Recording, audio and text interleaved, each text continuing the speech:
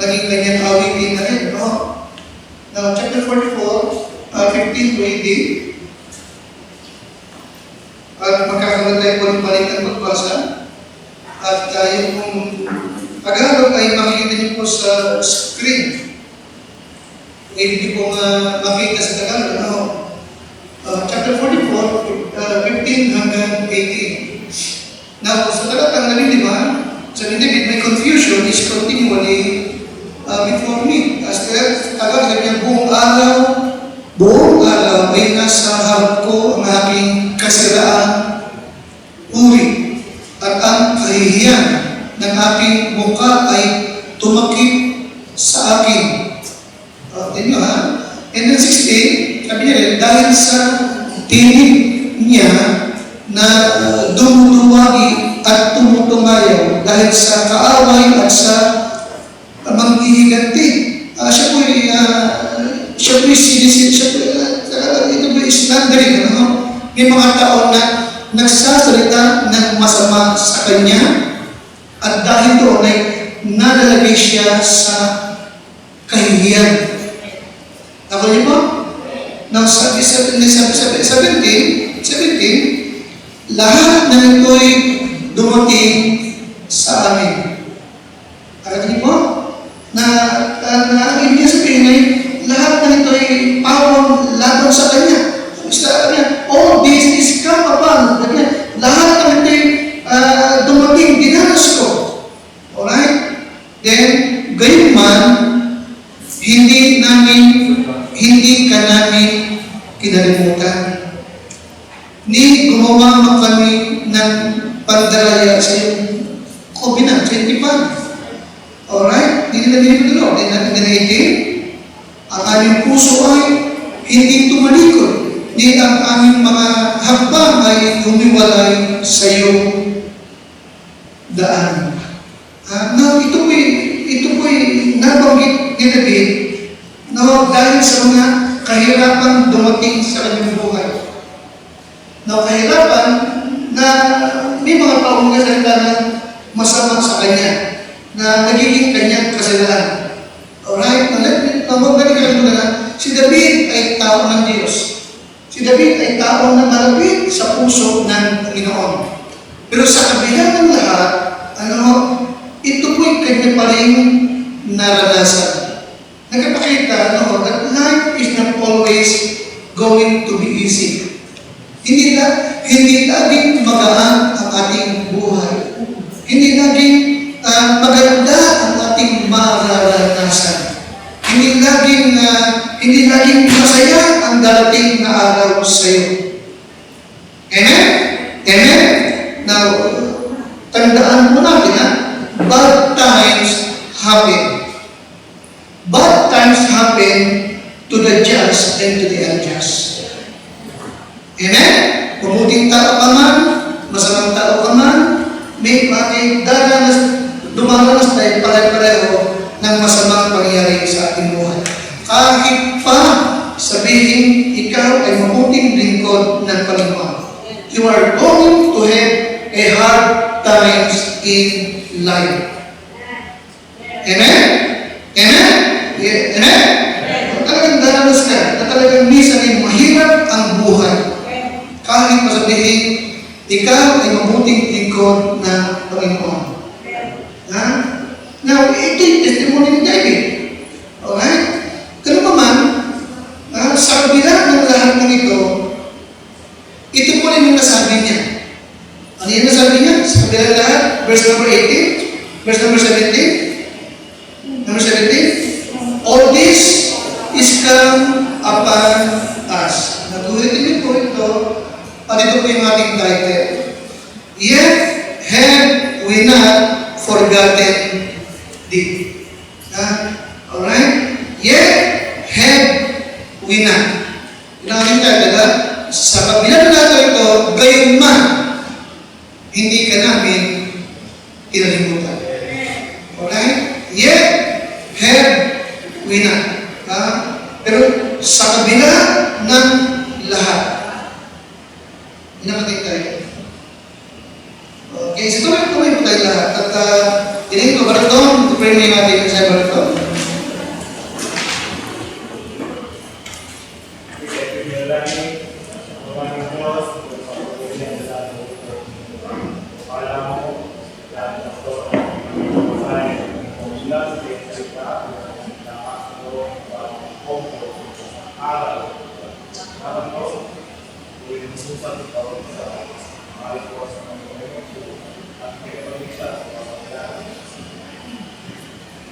Wala po na po. Now, yes, hindi lahat ng mangyayari sa buhay mo ay gusto mo. Hindi laging maigi ang buhay. Hindi laging masarap ang kakanin. Hindi laging gusto mo ang mapapakinggan mo. Hindi laging papasayahin ka, papatawanin ka ng kasama mo. Minsan, magagaling ka sa kanya. Ganun talaga buhay. Amen? Hindi laging sakana. Hindi laging malusog ang iyong katawan. Hindi laging magaan ang iyong pakiramdam. Hindi laging magaan ang iyong puso. Hindi laging magaan ang iyong isipan.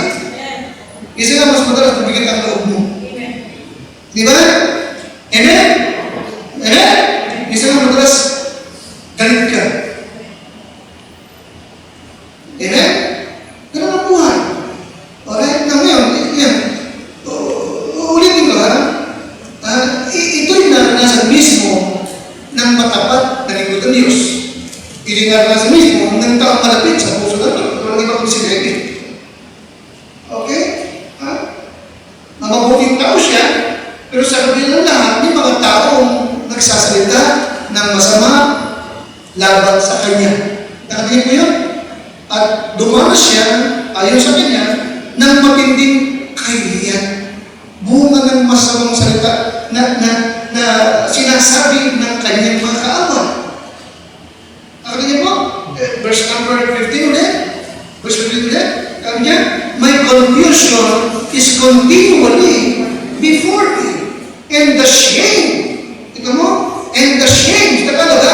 At ang kasiraan puri at ang kahihiyan. At ang aking mukha ay tumakip sa akin. You see? Now, pero, ano pa rin nasabi niya? Sa 18 ulit? Yet, had we not. Tagalog, ngunit sa kabila ng lahat. Amen? Ayun ang gusto ko na ating pong ikalihim sa ating puso at maging nawa ay maging panuntunan po natin. Okay? Ito po yung nasabi niya. Okay? Ito po yung nasabi niya na mahalaga na maging ating din bukang bibig. Ano man ang ating pagdaanan, ano man ang ating maragasan, ay ating pumasambit na yung salita, yet have we not. Ang sagadot, ganun pa man, ano ba? Ngunit sa kabila ng lahat. Apat na bagay po ito, apat na bagay na hindi po hinayaan ni David, alright, na mangyari sa kanya, sa kabila ng kanyang mga naranasan sa buhay. Apat na bagay na hindi niya po pinahintutan magawa niya o mangyari po sa kanya sa kabila ng kanyang mga dinanas sa buhay. Number 1, verse 17. Berkata, David, all this is come upon us. Yet, have we not? Number 1. Number 1 is what? Have we not? Number 1, forgotten things. Alright? So number 1, kapatid, ano man ang iyong pagdaanan, tandaan mo, number 1, don't forget God. Ito yun? Don't forget God. Ano man ang pagdaanan mo, number 1, huwag na huwag mong kakalimutan ng Diyos. Amen? Na nagdala sa iyo kung saan naroon ka ngayon. O di ba ako? Huwag daw mong kakalimutan ng Panginoon Diyos na nagdala sa iyo kung saan ka naroon ngayon. Asa ka ba ngayon? Una-una, ligtas ka. Napagkawag ka sa lahat ng kasalanan. Di ba namin? Pangalawa, nasa Calvary ka na. Nakikinig ka lagi ng salita ng Diyos. Amen? Number 3, binago na Diyos ang buhay mo. Di ba namin kasi? So number 1, don't forget God. Number 4, hinango ka ng Diyos mula sa kadiliman tungo sa marvelous light. Di ba namin kasi? Nakakaunawa ka na ngayon. Kaya don't forget God. Alright? Now, kasi napakadali sa iba, na lumayo sa Diyos at bumalik sa dati niyang buhay sa konting pagkatisod na kanyang naranasan. Bakit may ganong Kristiyano? Hindi ba? Amen? Kaunting bagay lang, tatalikod na. Kaunting bagay lang, sisimba na sa iba. Kaunting bagay lang, para bang lahat ng miyembro, kaaway na niya. O di ba ako na-reason? Maraming pangyayaring ganyan, hindi lang dito, hindi ba isip ng mga simbahan? Okay? Na para bang ang solusyon ay tumalikod sa Diyos. Ha? Kaya number 1, anong tandaan number 1, ano man ang mangyari, alin number 1 pangalakas na? Huwag na huwag kang makakalimot sa Panginoon. Ha? Don't forget God. Alright? Don't forget God. No? At huwag na huwag kang magtataka, nababalik ka sa dati mong buhay. Sapagkat kapag hindi mo po Diyos, bumalik ka sa dati mong buhay, hindi rin naman naglutas ang iyong suliranin. Hindi ba? Hindi naman solusyon yun eh. No. Para bang sa mag-asawa, ang lagi bang solusyon, magpag-aaway kayo, maghihiwalay kayo. Ako niyo ba ba? Hindi mo solusyon, another problem yun. Ganun din. Pagka nilimod mo ba ang Diyos, ibang problema mo, nabura. Hindi. Karagdagan pa mas mabigat na problema yun. So don't forget that. Don't forget that. Okay? Forgetting God in bad times, forgetting God in the hard times only makes the hard times harder. Lalong bibigat ang iyong problema kapag tinangkamong limutin ang Panginoon. Nakuha niyo po? Forgetting God in the hard times only makes the hard times harder. Alright? Di na rin. Minsan pagka naman binisita natin yung mga hindi nag-church kasi may suliranin. Hindi nag-church sapagkat nagtatampo. Minsan ang katuwiran ay hindi naman ako nakakalimot sa Diyos. Hindi ka pa rin paniwala. Di ba? Kasi kung hindi ka nakakalimot, ba't hindi ka nag-church na? Maniwala akong makakapag-pray ka pa.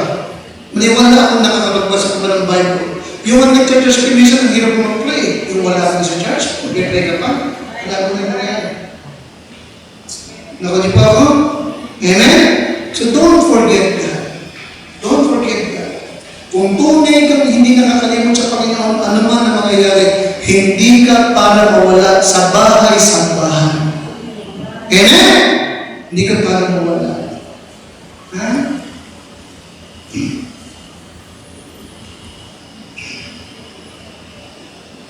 Don't forget that. Okay? Naalala niyo po yung salita ng Panginoon sa Matthew 11:28, sabi ng Panginoon ay, come unto me, all ye that are labor and heavy laden, and I will give you rest. At pagkatapos sabi niya, take my yoke upon you and learn of me. Diba? Kapis ka lang, at pasanin mo kayo sa akin, sapagkat ako'y maamo at mapagpakong mapamlumos at matatagpuan niyo ang kapahingahan na ninyong kaluluwa, sapagkat yung pamato ko magaan. Nakalimutan mo? Tandaan mo din. Ang pagdalo sa church sa Calvary ay ito'y isa sa pamato ng Panginoon. Nagpapahiwatig ito, na pag ikaw ay magpapasan ng church, ano man ang nangyari, pupunta ka nito, ito may malaking tulong para gumaan pa ang iyong dinadala. Amen? Huwag mong tignan kabigatan. Huwag mong tignan na karagdagang pagpasan kapag ikaw ay nagpupunta ng kalano. Hindi. And it is not take my yoke. Amen? For my burden is easy. Amen? Oh. Amen? For my yoke is easy and my burden is what? Light. Madali na. Magaan na ang pasanin ko. Kaya ano man na, kami yet have we not forgotten it. Okay, sa kabila ng lahat, hindi namin kinalimutan ang Diyos at huwag mong kalimutan ang Panginoon. Pangalawa, balik na yun po, verse number 18. Okay, number 17. All this is come upon us, yet have we not forgotten thee. Alright? Ulit, diba? May mga, sa kabila ng problema, ay may mga masasakit na pananalita pa siyang natatanggap. Hindi ba? Oh, hindi niya binanggit kung sino mga nagsasalita. Pero may pahiwati siya ng mga Avenger. Ginagawa siya Avenger dito eh. Mga ginagantihan siya. Okay, asan mo yun? Okay. Verse 16. Kaya na, for the voice of him that reproacheth and blasphemeth by reason of the enemy and then what? Ito mo, dalawa, enemy tsaka Avenger. Amen? Ang nagpapakalat ng mga salitang masakit at nalalagay siya sa kahiyan. Pero maganda, di ba? Pero sabi naman, pero sa kabilang ng lahat, hindi ko kunilang ng Panginoon. Okay, sabi niya, lahat ng ito dumating sa amin, kahit man hindi namin kinalimutan ka, hindi gumawa kami ng karyaan sa iyong tipan. Alright? Sa iyong tipan. Okay, sabi niya siya, kabinan, yung mga sinumpaan, yung mga tipan sa Diyos, yung mga tipan, ano yung mga tipan na yun? Ano yung covenant na yan? Ano yung covenant? Kasama nito yung Romans 12. Amen? Di ba tipan yun? Amen? Sa paghahandog ng sarili sa Diyos. Ano pa? Commitment. Vow. Okay, amen? Ano pa yung mga tipan? Yung mga naging commitment mo na niluluhod mo dyan. Yun eh. Okay, ibig sabihin. Ano sabihin? Pangalawa, don't let the bad days or hard days dictate your action. Bisa natin pinag-usapan mo. Okay. Pero ito yung nasabi din, ha? Kami din, lahat ng ito dumating sa atin, ganun pa man, hindi kita pinalimutan. Neither have we dealt falsely in the covenant. Nagpakita na Lord, ano man ang maganap, yung mga ipinangako ko, hindi ko kakaligtaan. Amen? Hindi ako yung nangako sa Diyos, pagkatapos hindi ko gagawin. Alright? Don't let the bad days dictate your action. Alright?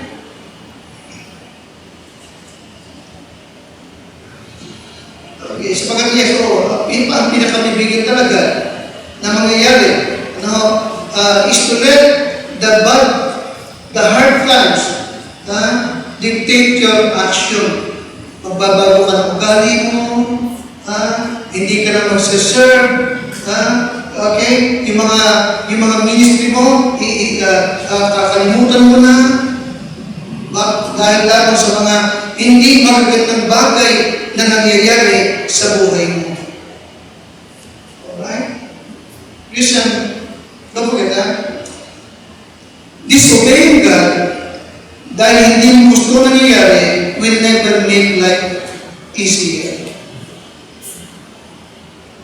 Ano mangyari, maging masunurin pa rin tayo sa Panginoon. Amen? Go to church. Amen? Go to church. Give your tithes and offering. Read the Bible. Amen? Sumama ka sa mga sulwini. Huwag mong pabayaan ng mga Bible study mo. Kasi yun yung naging covenant. Di ba? Covenant mo yun sa Diyos. Di ba? Amen? Alam, yung buhay ko nito para lang ko sa covenant. Alright? You must have a strong determination not to allow hard times to dictate whether your spiritual life is going to be up or down.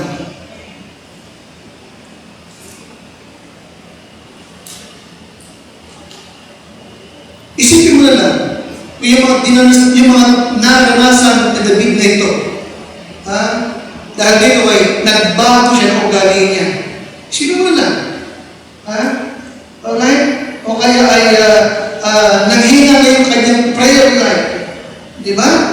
Bumagsak yung spiritual life niya. Sige mo na lang. Pero hindi niya hinayaan.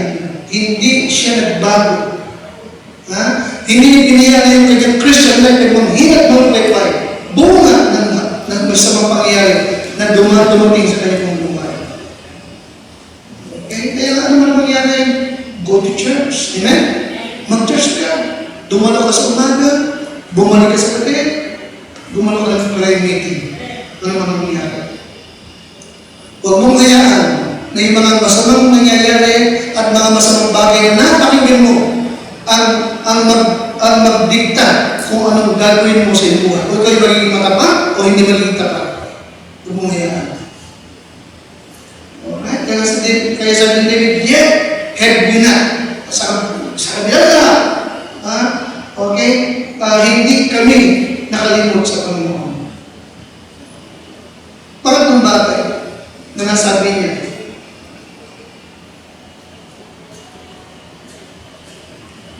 verse number 18.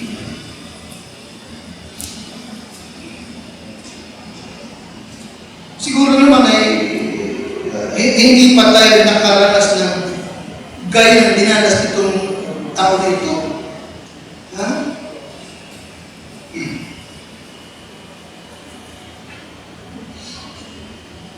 Alam niyo po, sa verse 13 hanggang 14, ito pa yung isang mga naranasan niya, na kung babayaan lamang niya, ay talagang manghihina po siya at kung hindi dadalasan isang Kristiyano, baka talagang hindi ka na mag-church. Kung hindi ka oriented. Notice 13 to 14, sabi niya, ready ba sa, thou makest us a reproach to our neighbors, a scorn and a derision to them that are round about us. Pinag-uusapan siya sa kanyang kapaligiran. At ang pinag-uusapan ay yung masama, yung naman sa kanya. At said 14, thou makest us a vile word among the heathen, a shaking of the head among the people. Sabi, parang yun. Ganun. Hindi ba? So sabi ng mga awit, yet have we not. Ano pa man? Alright? Hindi niya biniyaan. Hindi niya biniyaan. Nagawin. Ika-apat. Nagawin ang tumalikod sa Diyos. Number three. Get your heart in serving or worshiping the Lord. Hindi niyo po biniyaan na kanyang talikuran ang pagsamba at ang paglilingkod sa Diyos. Okay? Kaya ano man ang mangyari? Ikatlo, huwag na mong babayaan na yung nangyayari sa hindi maganda ay maging mitya, maging daan para tumalikod ka sa Diyos at iwan mo ang pagsamba at ang paglilingkod sa Kanya. Pangatlo, pakibasa na. Yung pangatlong, huwag natin hiya ang mangyari sa atin. Pangatlo, na huwag natin dapat baya ang mangyari. Pangatlo? Alright. Ikip pa lang dilihin mo, ha? Pangatlo, alright. To turn back. Huwag mong hayaan na na ikaw ay tumalikod sa Diyos. Okay, bakos, ingatan mo ang puso mo. Ingatan ang puso para patuloy ka makapaglingkod at makasamba sa iyong Panginoon. Yes, guard your heart. Guard your heart. Kaya sabi niya, his heart had not turned back. Yung kanyang puso, hindi niya ang tumalikod sa Diyos. Ano sabihin? Na our heart is not turned back. Ano sabihin? Okay, sabihin kapatid, ang isang Kristiyano, bago siya mag-quit sa Diyos. Ang isang Kristiyano, bago siya huminto sa pagsamba, na hindi mo siya nakikita, yung kanyang puso matagal na tumalikod. Hindi po, Kawikaan 14:14. Kawikaan 14:14. Kaya may sinabi sa Bible, na keep your heart with all diligence, sapagat nariyan ang buhay mo. Hindi po, Kawikaan 14:14.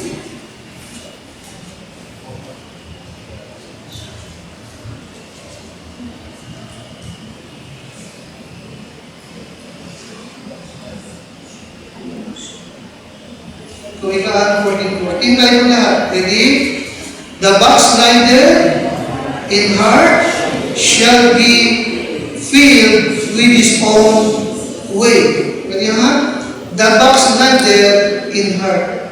Kita mo? Yung puso niya backslider. Yun ang ibig sabihin po, na kaya nga pwedeng mangyari na yung Kristiyano dumadalo pa sa church. Pwedeng mangyari na yung Kristiyano umaawit pa siya, pero yung puso niya wala na. Kasi ang backsliding, ang pagtalikod sa Diyos, nag-uumpisa sa anong umpisa? Sa puso. Amen? Kaya sabi ng Lord, bantayan, ingatan ang puso. Bakit? Sapagat nariyan ang buhay. Amen? Amen? Kaya ang laging dapat ng mga Kristiyano ay, Lord, panatilihin mo kung nag-aalab ang puso ko sa iyo. Amen? Kaya sabi niya, our heart is not turned back. Alright? Nahihirapan ako, ganyan. Nakalagay ako sa kaiiyak. Masasamang masalita ang napapakinggan ko. Pinag-uusapan ako na hindi maganda sa aming paligid. Sinisiraan ako. Kaya sabi niya, but our heart is not what? Is not turned back. Our heart is not turned back. Kaya keep your heart. Keep your heart in serving the Lord. Guard your heart that you keep it warm toward God. Amen?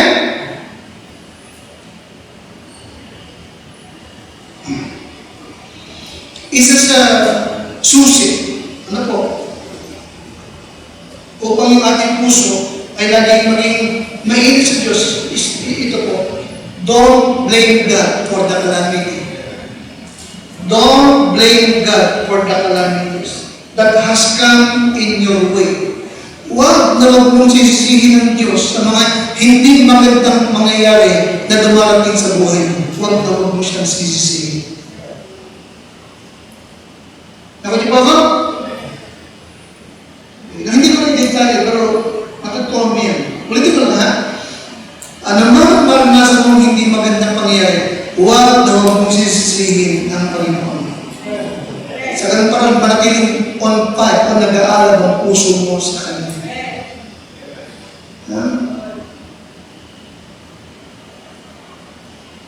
Kaya keep your heart in serving God. Alright? And then, balikin niyo po yung aking karata, Psalms 44. Ika-apat na bagay na hindi niya ginayaan mangyari sa Kanya. At ika-apat na huwag natin din hayaan mangyari po sa atin kapag tayo po'y dumadanas ng hindi maganda sa buhay. Pang-apat, don't draw back from God. Pang-apat, don't draw back from God. Lagyan niyo po, Psalms 44.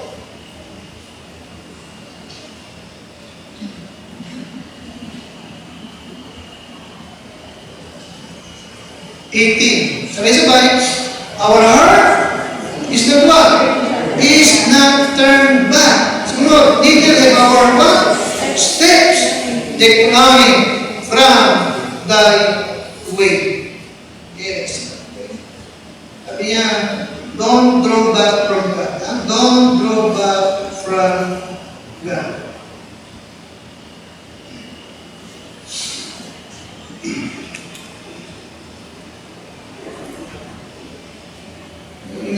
Sabi nga sa kanina po, na isang pinaka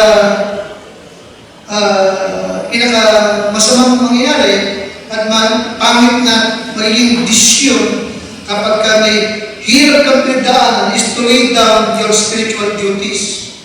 I mean, yung bang iiwan ng gawain mo, patalikuran mo na. Hihinto ka na sa mga ginagawa mo, ayaw ka din nasasama sa mga visitation, hindi ka nasasama sa mga Bible studies, kasi dumadalas ka ng hindi maganda. At higit sa lahat, iwan mo yung church mo. Isa yan sa pinaka-worst na nagiging kapasya ng iba kapag dumami sila ng hirap. Pero hindi ko makita niyo po si David. Sa chapter 27, hindi po, Psalm 27,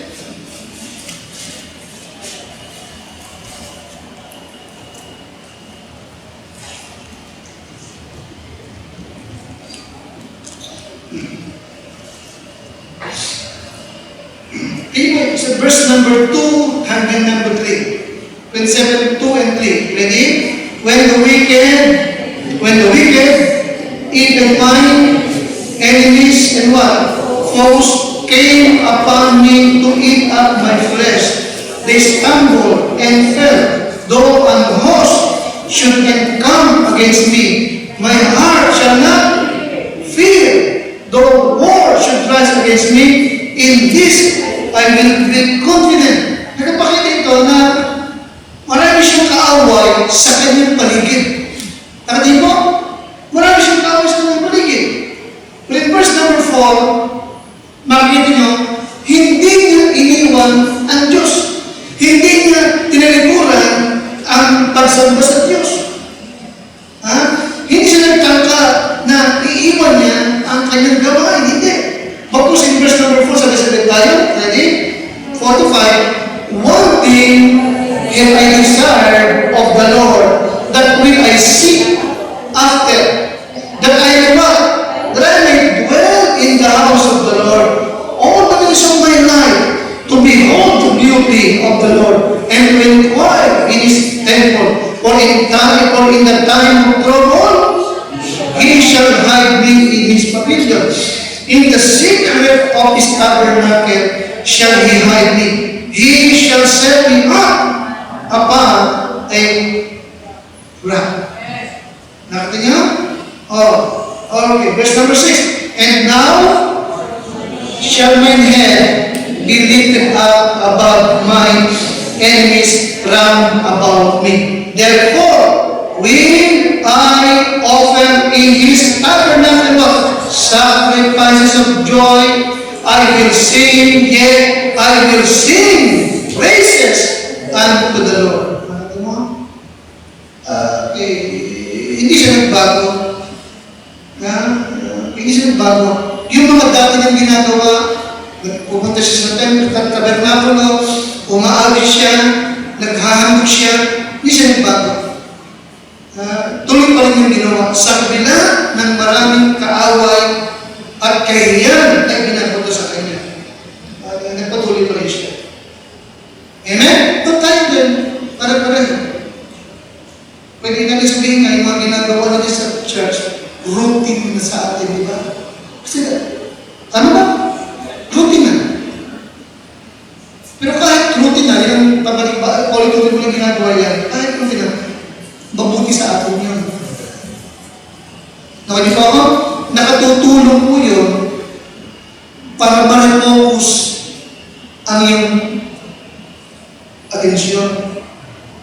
na kung hindi sa mga routine na ginagawa mo yan, ang focus mo na lagi nasa mga problema mo. O, di ba? O, sabi ko minsan, yung problema mo, kakatiting lang pala. Pero sa pagkadali ka nakapokus, akala mo, higante na. Amen? Amen? Pero, kapag dumating yung oras, schedule mo sa mga dati mo nang ginagawa sa Diyos, nakatutulong sa ganun paraan. Sa ganun paraan, nakita mo na mas malaki pa rin pala yung Diyos mong pinaglilingkuran kaysa suliranin mong iyo mo ng pinagtuturan. Hindi pa rin Diyos yan. Okay. Yes, the routine, ginuhit ako, di ko alam na yun. The routine of doing good is the out to the calamities that you face. Because it gets your eyes off your problems. Nakatutulong. Kaya huwag mo laging tignan na parang yung suliranin may parang higante na nakita mo yung ginamit na salita ni David sa chapter 27? Sa Tagalog yung lalamunin siya eh. Ano kayo sa Tagalog yun, di ba? Okay, so, alright. Verse number 2, when the wicked, even my enemies and my foes, came upon me to eat up my flesh. Ito mo yun? Sa Tagalog, lalamunin ako ng kaaway ko. Nakatipo, di ba? Talagang kapag ka nakapokus ka sa problems mo, sa bad times mo, ang tingin mo, lalamunin ka na. Higante yan. Pero salamat sa Lord. May church tayo, may mga ministry tayo. Amen? Sa ganun nakatutulong para yung focus mo ay mapaayos. Diba? Iwan yung problema mo, balingan mo. Yung Diyos mo, pindiling ko na. Yung Diyos ng ministry mo, nakita mo, higit pala siyang malaki kaysa dyan sa mga bagay niya. Ha? Kaya sabi niya, ika-apat swak. Ha? Alright. Kasi ika-apat, hindi ibinayaan. Ika-apat na hindi ibinayaan mangyari sa kanya, to decline from God's way. Alright? Sabihin, don't draw back from God. Huwag mo hayaan na itong mga battles nito ang magdala sa iyo para talikuran mo, iwan mo yung mga ginagawa mo na sa Panginoon. Okay? Kaya, ano ang susi ng lahat? Ano ang susi ng lahat? Yung apat na words. Ano yung apat? Yet, have we not. Nakatiba? Pakibilugan niyo po. Bilugan niyo po ulit. Balikin niyo yung chapter 44. Bilugan niyo po ulit. Ha? Alright. Isipin mo Isipin mo yung mga hard times, bad times. Ito si David na kanyang dinanas at patuloy niyang nararanasan. Alright? But in verse number 17, ang sabi niya, all this is come upon us, and this one, yet have we not. Ay, bakit ito?